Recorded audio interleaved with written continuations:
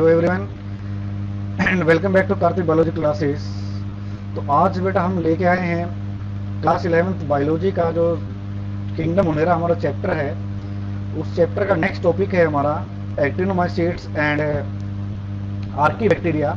उसको हम डिस्कस करने जा रहे हैं। तो बिना कोई देरी किए चलो आइए स्टार्ट करते हैं। हमारा आज का जो टॉपिक है हमारा एक्टिनोमाइसीट्स। तो एक्टिनोमाइसीट्स की बात करें तो ये भी हमारा क्या है, बैक्टीरिया है। ठीक है, पहले इसको हम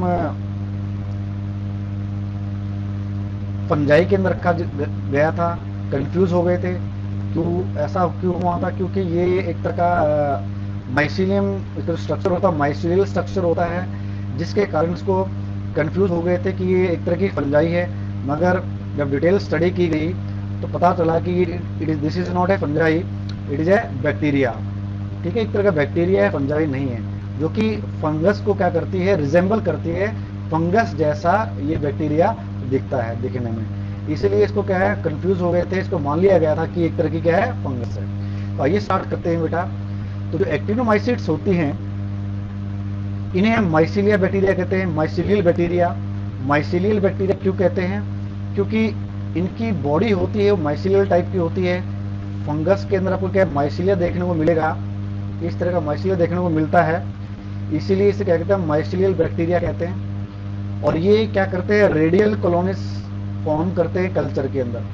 जब हम ग्रो करते हैं कल्चर मीडियम के अंदर तो ये रेडियल कॉलोनी क्या करते हैं, फॉर्म करते हैं। बात समझ में आ रही बेटा यहाँ तक? ठीक है, जिसके कारण एक्टिनोमाइसीट्स को हमने उसको क्या कहते थे, पहले रे फंजाई कहते थे। क्या कहते हैं? रे फंजाई कहते थे। ठीक है, अभी जो माइसीलिया होता है, इस बैक्टीरिया के अंदर जो माइसीलिया है वो माइकोबैक्टीरियम के अंदर और कॉर्नी बैक्टीरियम के अंदर काफी हाईली रिड्यूस होता है, काफी छोटा होता है। ठीक है, जो आपका माइकोबैक्टीरियम है, जो कॉर्नी बैक्टीरियम है, इसके अंदर जो माइसीलिया होता है वो काफी छोटा होता है, काफी रिड्यूस होता है। और इसकी सेल वॉल की बात करें, स्ट्रक्चर के अंदर सेल वॉल की बात करें, सेल वॉल के अंदर आपको क्या देखने को मिलेगी, माइकोलिक एसिड। क्या देखने को मिलेगी आपको? माइकोलिक एसिड देखने को मिलेगी। काफी इंपॉर्टेंट पॉइंट है, यहाँ से क्वेश्चन पुटअप होता है कि जो एक्टिनोमाइसीट्स होती हैं उनकी सेल वॉल में कौन सी एसिड प्रेजेंट होती है, कौन सी हमारी माइकोलिक एसिड होती है। ठीक है, अभी जो बैक्टीरिया होते हैं यानी कि एक्टिनोमाइसीट्स की बात हो रही है तो ये कोनिडिया का फॉर्मेशन करते हैं और कोनिडियल चेन्स बनाते हैं। ठीक है, कोनिडिया का फॉर्मेशन करते हैं और कोनिडियल चेन्स का फॉर्मेशन करते हैं। अब कोनिडिया क्या, conidia is a small spherical structure which are produced on the terminal part of the mycelia or on the terminal part of the mycelium। ठीक है, तो ये आपको क्या है, माइसीलियम है यहाँ पर। ठीक है, तो इसका जो टर्मिनल पार्ट है यहाँ पर क्या आपको कुछ स्फेरिकल स्ट्रक्चर आपको बने हुए नजर आएंगे यहाँ पर। ये है कोनिडिया, ये क्या है, कोनिडिया है। ठीक है, और ये जो नीचे देख रहे हो आप, ये है आपका माइसीलियम। ठीक है, तो इसके ऊपर कोनिडिया बनते हैं, ये चेन की फॉर्मेशन होती है, इसे कहते हैं कोनिडियल चेन।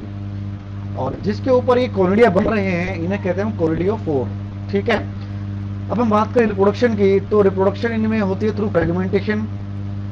ठीक है, फ्रेगमेंटेशन के द्वारा होती है। और इसके अलावा जो दूसरे जो मोड है उसमें क्या हमारा कोनिडिया यानी कि स्पोर्स की फॉर्मेशन होती है, कोनिडिया बनते हैं, स्पोरेंजियोस्पोर्स बनते हैं और एर्थ्रोस्पोर्स बनते हैं इन द केस ऑफ एक्टिनोमाइसीट्स। ठीक है, और जो एक्टिनोमाइसीट्स की बात करें और न्यूट्रिशन की बात करें तो ये जो बैक्टीरिया हैं they are saprotrophic in nature. Saprotrophic का मतलब है यानी कि ये डेड एंड डिकेइंग जो ऑर्गेनिक मैटर है उसके ऊपर थ्राइव करते हैं, उसके ऊपर ग्रो करते हैं, उनसे अपना फूड लेते हैं। इसीलिए इनकी न्यूट्रिशन कैसी है, सेप्रोट्रॉफिक होती है। एग्जाम्पल हमारे हो गए एक्टिनोमाइसीट्स एंड स्टेप्टोमाइसीट्स। कौन से कीड़ा हमारे, स्टेप्टोमाइसीट्स। ठीक है, कुछ एक्टिनोमाइसीट्स क्या होते हैं, पैथोजेनिक होते हैं। पैथोजेनिक का मतलब है कि ये डिजीज कॉजिंग होते हैं। प्लांट्स के अंदर, एनिमल्स के अंदर और ह्यूमन बींग्स के अंदर क्या है, ये बीमारी पैदा करते हैं। और वो बीमारी पैदा करने वाले जो बैक्टीरिया, कुछ एग्जांपल की बात करें जैसे कि एक्टिनोमाइसीट्स हो गया, नोकार्डिया यानी कि नोकार्डिएसिस बीमारी होती है वो करते हैं, कॉर्नी बैक्टीरियम हो गया। ठीक है, और माइकोबैक्टीरिया हो गया यानी कि माइकोबैक्टीरियम ट्यूबरकुलोसिस, जो कि क्या करता है, टीबी कॉज करता है एनिमल्स के अंदर और ह्यूमंस के अंदर भी माइकोबैक्टीरियम ट्यूबरकुलाई। इसके अलावा एक्टिनोमाइसिट्स के द्वारा से हम एंटीबायोटिक्स भी बनाते हैं, ठीक है, इनसे हम एंटीबायोटिक्स भी एक्सट्रैक्ट करते हैं। और जो एंटीबायोटिक्स जिससे हम एक्सट्रैक्ट करते हैं वो एक्टिनोमाइसिट्स का एक जीनस है स्ट्रेप्टोमाइसिस, जिससे हम क्या एंटीबायोटिक्स का फॉर्मेशन करते हैं। जैसे कि एग्जांपल हो गया एंटीबायोटिक्स का स्ट्रेप्टोमाइसिन, क्लोरोफिनिकॉल, टेट्रासाइक्लिन, इराइथ्रोमाइसिन। ये कुछ एंटीबायोटिक्स हैं जो हम स्ट्रेप्टोमाइसिस से क्या करते हैं, एक्सट्रैक्ट करते हैं। इसके अलावा जो फ्रैंकिया है, जो फ्रैंकिया जो बैक्टीरिया है, ठीक है, ये जो फ्रैंकिया जो बैक्टीरिया है ये रूट नोड्यूल्स का फॉर्मेशन करता है। किसका फॉर्मेशन करता है बेटा? रूट नोड्यूल्स का फॉर्मेशन करता है नॉन लेग्यूम्स प्लांट्स के अंदर। जैसे कि एलनेस एक प्लांट है जिसके अंदर क्या है, ये फ्रैंकिया रूट नोड्यूल का फॉर्मेशन करता है और वहां पर क्या है, नाइट्रोजन फिक्सेशन का काम करता है। किसका काम करता है बेटा? नाइट्रोजन फिक्सेशन का काम करता है, ठीक है। यानी कि एक तरह का सिम्बायोटिक एसोसिएशन करता है ये एलनेस के साथ और नाइट्रोजन फिक्सेशन का काम करता है फ्रैंकिया इन सम नॉन लेग्यूमिनस प्लांट्स, ठीक है। तो ये डायग्राम देख सकते हो आप, ये माइसीलिया है और ये कोनिडियल चेन्स हैं और सिंगल जो आपका ये बाहर की तरफ जो टर्मिनल एंड पर प्रेजेंट है ये इसे कहते हैं कोनिडिया, ठीक है। तो आप देख सकते हो कि माइसीलियल फॉर्म्स हैं। इसे माइसीलियल बैक्टीरिया क्यों कहा? क्योंकि इसके पास माइसीलियल फॉर्म्स हैं और एक तरह की ये रेडियल कॉलोनी देख सकते हो, रेडियल कॉलोनी है फॉर्मेशन हो रही है, रेस की फॉर्म में जा रहा है, यहाँ पर इसको रे फंगाई भी कहते हैं, ठीक है। अब हम बात करेंगे आर्की बैक्टीरिया की। तो आर्की बैक्टीरिया की बात करें, सबसे प्रिमिटिव बैक्टीरिया है हमारे आर्की बैक्टीरिया, ठीक है। जब से इवोल्यूशन हुआ है अर्थ के ऊपर लाइफ का, तब से ये बैक्टीरिया माना जाता है कि ये बैक्टीरिया तब से ही ये क्या है, प्रेजेंट है हमारी अर्थ के ऊपर। और आर्की बैक्टीरिया की बात करें तो इसकी सेल वॉल होती है, इसकी सेल वॉल के अंदर पेप्टाइडोग्लाइकन क्या होती है, एब्सेंट होती है। बजाय इसके पास कुछ प्रोटीन्स होती हैं और नॉन सेलुलोजिक पॉलीसेकेराइड होती है। यानी कि सेलुलोज के अलावा दूसरी जो पॉलीसेकेराइड है सेलुलोज के अंदर प्रेजेंट नहीं होता है, नॉन सेलुलोजिक पॉलीसेकेराइड्स क्या होती हैं, प्रेजेंट होती हैं। इसके अलावा जो मिथेनोजेंस हैं, कुछ मिथेनोजेंस वो होते हैं जो मीथेन गैस का फॉर्मेशन करते हैं, जो मीथेन गैस प्रोड्यूस करते हैं। उनकी अंदर, उनके सेल वॉल के अंदर, मेम्ब्रेन के जो सेल वॉल है वहां पर आपको स्यूडोम्यूरिन आपको देखने को मिलेगी। क्या देखने को मिलेगी? स्यूडोम्यूरिन आपको क्या है, देखने को मिलती है इन सम मिथेनोजेंस, ठीक है। और इसकी जो सेल मेम्ब्रेन होती है आर्की बैक्टीरिया की, वो वन लेयर की होती है, मोनोलेयर की होती है। और उस सेल मेम्ब्रेन के अंदर आपको क्या है, ब्रांच्ड चेन लिपिड्स आपको देखने को मिलेगी, ठीक है। क्या देखने को मिलेंगी? ब्रांच्ड चेन्स लिपिड्स आपको देखने को मिलेंगी, जो कि काफी इंपॉर्टेंट है आर्की बैक्टीरिया के लिए। क्यों इंपॉर्टेंट है आगे चलकर हम जानेंगे कि ये जो ब्रांच चेन्स हैं आर्की बैक्टीरिया के लिए इतनी महत्वपूर्ण क्यों होती हैं, इतनी इंपॉर्टेंट क्यों होती हैं, ठीक है। और इसके अंदर जो 16S जो राइबोसोमल आरएनए होता है, यानी कि 16S राइबोसोमल आरएनए जो न्यूक्लियोटाइड्स होती है अलग होती हैं दूसरे ऑर्गेनिज्म से। और इस तरह के जो बैक्टीरिया हैं, यानी आर्की बैक्टीरिया हैं, काफी हॉस्टाइल कंडीशंस में, यानी कि काफी हार्श कंडीशन में रहते हैं, मिलते हैं वहां पर जहां पर कोई भी लाइफ मिलनी काफी मुश्किल है, वहां पर किसी का जीवित रहना मुश्किल है। ऐसी कंडीशंस में क्या है, ये बैक्टीरिया पाए जाते हैं, जैसे कि हाई सॉल्टी एरियाज के अंदर, ठीक है।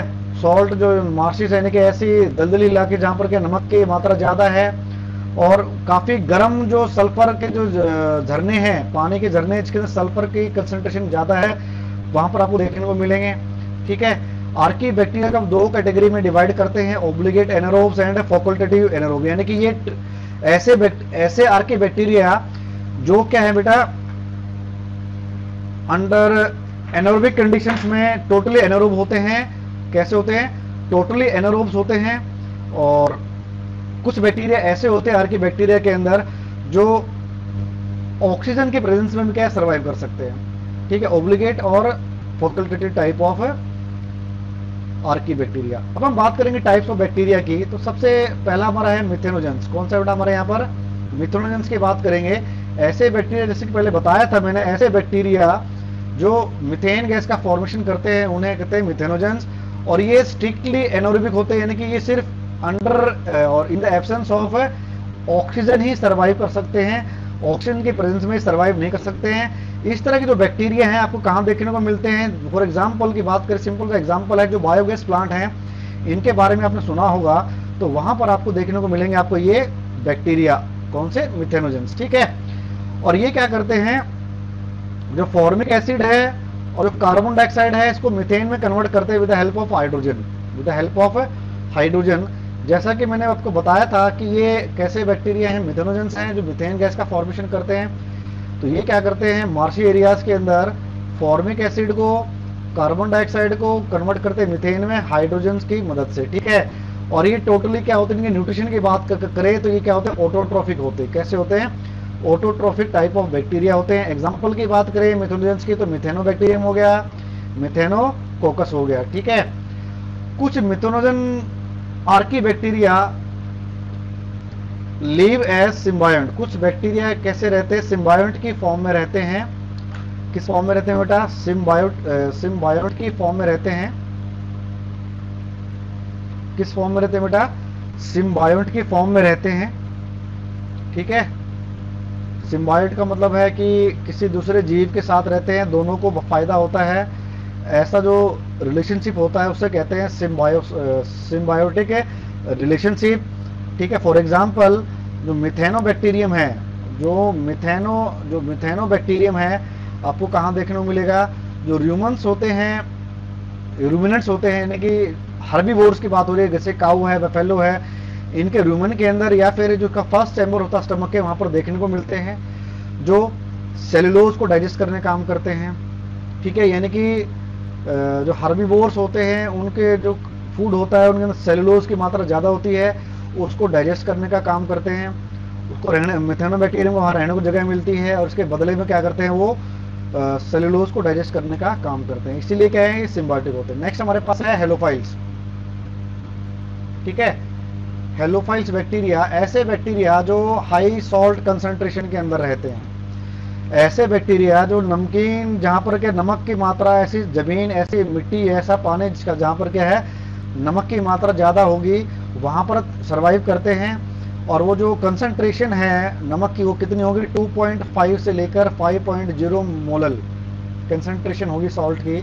जैसे कि सॉल्ट पैन्स हैं, सॉल्ट बेड्स हैं, सॉल्टी मार्सेस हैं, सूखे हुए मार्सी एरिया जहां पर सॉल्ट की कंसंट्रेशन ज्यादा मिलती है, तो वहां पर आपको देखने को मिलते हैं, ठीक है। एग्जाम्पल की बात करें तो हेलोबैक्टीरियम एंड हेलोकोकस, ठीक है। दे आर एरोबिक कीमो और हेटरोट्रोफ्स होते हैं, एरोबिक होते हैं और कैसे होते हैं, कीमो हेटरोट्रोफ होते हैं। अपना खाना खुद नहीं बना सकते हैं, ठीक है। और ये क्या करते हैं, केमिकल कंपाउंड की मदद से क्या है अपना फूड का फॉर्मेशन करते हैं। और इनकी जो सेल मेम्ब्रेन होती है, इनकी सेल मेम्ब्रेन के अंदर आपको रेड कैरोटीनॉइड पिगमेंट आपको देखने को मिलेगा, रेड कलर का कैरोटीनॉइड पिगमेंट देखने को मिलेगा, जो कि हेलोफाइल्स को हार्मफुल जो सोलर रेडिएशन है उनसे प्रोटेक्ट करता है, ठीक है। रेड कैरोटीनॉइड पिगमेंट है आपको क्या करता है, हार्मफुल सोलर रेडिएशन से क्या इसको प्रोटेक्ट करने में मदद करता है। बड़ा इंपॉर्टेंट टॉपिक क्वेश्चन बनता है हमारे यहाँ से कि कौन से कलर का पिगमेंट आपको देखने को मिलता है हेलोफाइल्स के अंदर, वो कौन सा है, कैरोटीनॉइड्स, ठीक है। और ऐसे बैक्टीरिया जो नमक हाई सॉल्ट कंसंट्रेटेड एरियाज के अंदर पाए जाते हैं, उन बैक्टीरिया को क्या कहते हैं हमें, हेलोफाइल्स। ये क्वेश्चन नीट में आ चुका है पहले भी, तो काफी इंपॉर्टेंट है। और ये जो कंसंट्रेशन है सॉल्ट की, ये भी काफी इंपॉर्टेंट है as per the exam point of view से, ध्यान रखना, ठीक है। अब ऐसा क्या रीजन है कि जो हेलोफाइल्स हैं जो हाई सॉल्ट कंसंट्रेशन के अंदर क्या है अपने आप को सर्वाइव जिंदा रख पाते हैं? तो सबसे स्टार्टिंग में हमने बताया था कि जो आर्की बैक्टीरिया होते हैं इनकी सेल मेम्ब्रेन के अंदर ब्रांच्ड चेन लिपिड्स आपको देखने को मिलती हैं। तो वो भी एक रीजन है कि उनकी जो मेम्ब्रेन है, सेल मेम्ब्रेन है, उनके अंदर आपको स्पेशल लिपिड्स देखने को मिलती हैं जो कि हाईली ब्रांच्ड होती हैं, जो उनको ऐसे हॉस्टाइल कंडीशंस में सरवाइव करने में हेल्प करती हैं। इसके अलावा इनकी जो सेल मेम्ब्रेन होती है, इसके चारों तरफ एक म्यूसिलेज की कवरिंग होती है, ठीक है। एक म्यूसिलेजी कवरिंग होती है जो कि इनको हाईली हार्श कंडीशंस के अंदर क्या है सर्वाइव करने में हेल्प करती है। इसके अलावा इनके साइटोप्लाज्म में सेप वैक्यूल नहीं होता है। सेप वैक्यूल में एक तरह का वाटरी वैक्यूल होता है, एक तरह की थैली होती है बैक्टीरिया के अंदर, सेप की वाटर लिक्विड होता है, वो हेलोफाइल्स के अंदर नहीं होता है, जिसके कारण उनके अंदर क्या है प्लाज्मोलिसिस नहीं हो पाती है। अब प्लाज्मोलिसिस क्या होता है, removal of water from the cell, ठीक है, diffusion of water from inside the cell to the outside due to the difference in the concentration of water.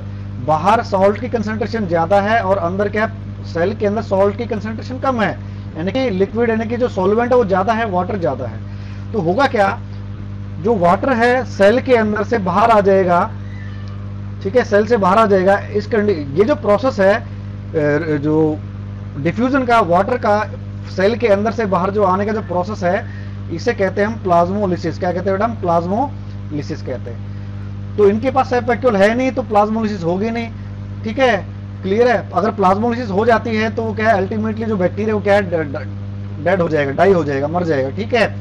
और नेक्स्ट रीजन हमारा क्या है, इनके अंदर आपको क्या हाई सॉल्ट कंसंट्रेशन आपको देखने को मिलेगी, हाई सॉल्ट कंसंट्रेशन आपको क्या देखने को मिलती है इनसाइड द हेलोफाइल्स। क्लियर है बेटा ये।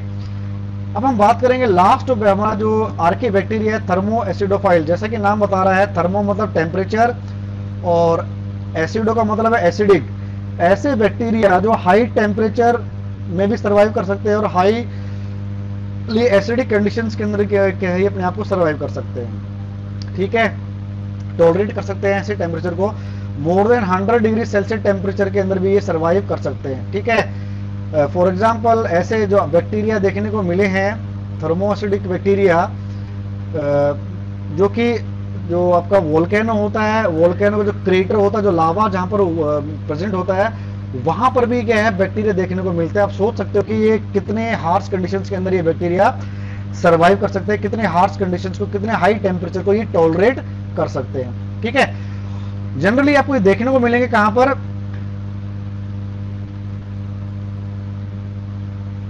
हॉट सल्फर स्प्रिंग्स के अंदर आपको देखने को मिलेंगे। कहां देखने को मिलेंगे आपको, हॉट सल्फर स्प्रिंग्स के अंदर आपको देखने को मिलेंगे ये बैक्टीरिया, ठीक है। एग्जांपल की बात करें, थर्मोप्लाज्मा एंड थर्मोप्रोटियस। थर्मोप्लाज्मा एंड थर्मोप्रोटियस कैसे एग्जांपल हो गए किसके बेटा, आपके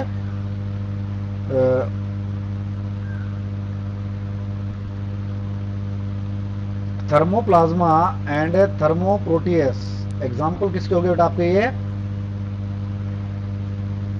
थर्मो एसिडोफाइल्स के, ठीक है। और ये क्या है, दे आर कीमोसिंथेटिक होते हैं। कैसे होते हैं बेटा, दे आर कीमोसिंथेटिक, ठीक है, यानी कि ये जो अपने एनर्जी जो ऑब्टेन करते हैं, किससे ऑब्टेन करते हैं, by oxidising the sulphur, by oxidising the sulphur.